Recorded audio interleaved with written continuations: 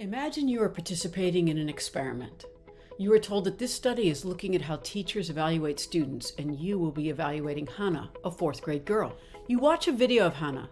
She's walking in front of very nice houses in her neighborhood, goes past her fancy school, and plays in its well-equipped playground. She is clearly a wealthy kid. What you don't know is that you have been randomly assigned to see wealthy Hannah.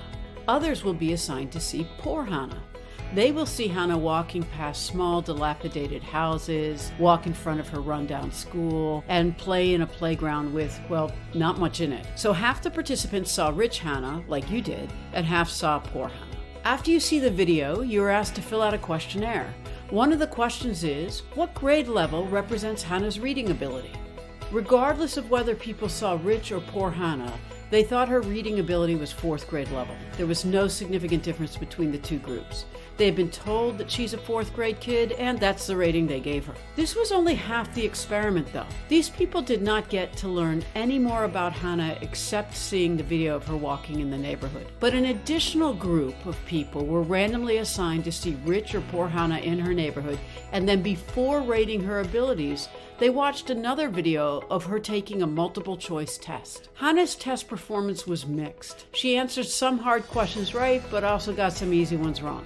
After the test, participants were given the same questionnaire as those who didn't see the test performance. Remember, the people who didn't see the test rated Hannah as reading at the fourth grade level, regardless of whether she was rich or poor. But those who saw the test gave rich Hannah much higher ratings than those who saw poor Hannah. Remember, it was exactly the same video of Hannah taking the test. They saw the same exact performance.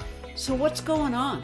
Well, even though they watched the same performance, it turns out that they didn't see it the same way, and they didn't interpret Hannah's performance the same way. What do you think people thought when poor Hannah missed an easy one? Maybe, oh, poor kid, not very sharp. What about when poor Hannah got a hard one right? Must have gotten lucky. What about when rich Hannah got a hard one right? Wow, that kid is smart. When rich Hannah missed an easy one, maybe she got bored and didn't pay attention, or we might even think, actually, that question is trickier than I thought. In fact, people who saw rich Hannah thought the test was significantly harder than did those who saw poor Hannah. So this is a scary graph, and this is what unconscious bias looks like. The stereotype that rich kids do better in school than poor kids was not strong enough to have an impact when people had not seen Hannah perform. They assumed she was at a fourth grade level because that's what they were told. But those who saw the test had stereotypes guiding their interpretation of Hannah's performance.